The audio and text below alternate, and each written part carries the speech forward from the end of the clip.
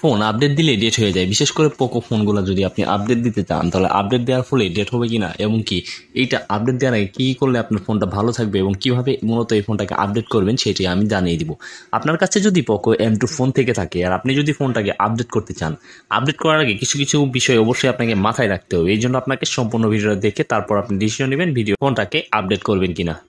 আপনি যদি আপনার ফোনটিকে আপডেট করতে চান তাহলে আপনার ফোন স্টোরেজ 50% খালি রাখতে হবে। আমি আবার বলছি 50% কিন্তু আপনার ফোন স্টোরেজ অবশ্যই খালি রাখবেন।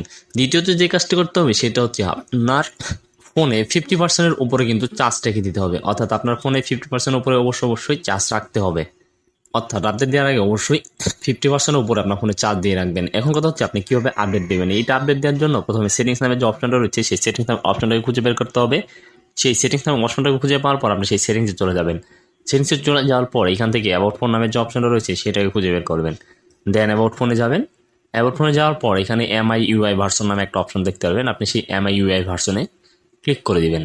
ক্লিক করার পর এখান থেকে আমি ডাউনলোড করে নিয়েছি। আপনি এখান থেকে ডাউনলোড নামে একটা অপশন দেখতে পারবেন। আপনি সেই ডাউনলোডে ক্লিক করবেন। ক্লিক করার ফলে কিন্তু আপনার ফোনে আপডেটটা শুরু হয়ে যাবে। এখন কথা হচ্ছে কী কী কারণে আপনার ফোনটা আপডেট করার ফলে ডেট হয়ে যেতে পারে। সেটা হচ্ছে আপনি ফোনে আপডেট করার সময় কখনোই অফ করবেন না।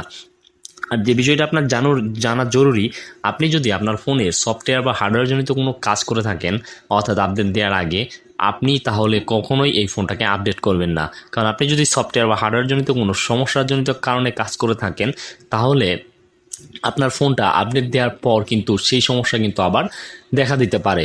যখন আপনার এটা ডাউনলোড কমপ্লিট হয়ে যাবে আপনি এইখানে অনেকক্ষণ সময় অপেক্ষা করতে হবে আপনাকে, কারণ এইটা একটা লেন্থি প্রসেস।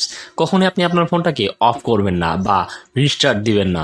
ফোনটা অবশ্যই চার্জ রেখে দিতেই হবে আপনাকে। তারপরে এখান থেকে রিবোট নাও নামে একটা অপশন দেখতে পাবেন। আপনি সেই রিবোট নাওয়ে ক্লিক করবেন। ক্লিক করলে কিন্তু আপডেট হওয়া শেষ। কিন্তু আপনি যদি কোনো হার্ডওয়্যার বা সফটওয়্যার জনিত কাজ করে থাকেন এর আগে তাহলে আমি আপনাকে সাজেস্ট করব আপনার ফোনটা আপডেট করার প্রয়োজন নেই। বিষয়গুলো অবশ্যই মাথায় রাখবেন। তাহলে আপনার পোকো M2 ফোনটা ডেট হওয়ার সম্ভাবনা নাই বললে চলে। আমি যেহেতু আমার ফোনটা কোনো সফটওয়্যার জন্য কাজ করিনি সেই জন্য আমার ফোনটা এখনও ডেট হয়নি এবং আমি সুস্থভাবে আপডেটটা করে নিয়েছি। সো আপনি চাইলে আপনার ফোনটাকে আপডেট করতে পারেন, কিন্তু বিষয়গুলো মাথায় রেখে তারপর আপনার ফোনটাকে আপডেট করবেন। আর ভিডিওটি দেখে ভালো লেগে থাকলে অবশ্যই চ্যানেলটি সাবস্ক্রাইব করে রাখবেন।